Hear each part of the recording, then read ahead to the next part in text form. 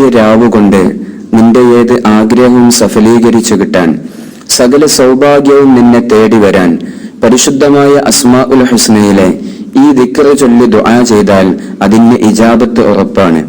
നടക്കാതിരിക്കുന്ന ഏത് ആഗ്രഹവും നമുക്ക് സഫലീകരിച്ചു കിട്ടാൻ വേണ്ടി 7 ദിവസം ഇശാ നിസ്കാരത്തിന്റെ ശേഷം പരിശുദ്ധമായ അസ്മാഉൽ ഹുസ്നയിലെ യാ വഹാബ് യാ അല്ലാ എന്ന ഇസ്മിനെ 111 തവണ നമ്മൾ ചൊല്ലുക.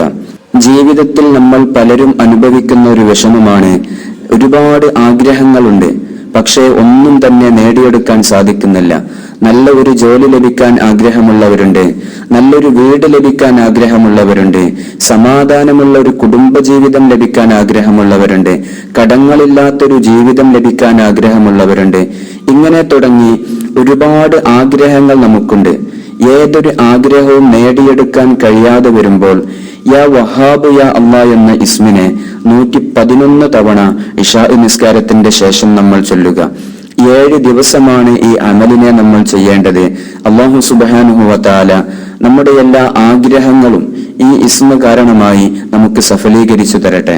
അതുപോലെ സമാധാനമുള്ള സന്തോഷമുള്ള ഒരു ജീവിതം അല്ലാഹു നമുക്ക് നൽകുമാറാകട്ടെ. ഇൻഷാ അല്ലാഹ്.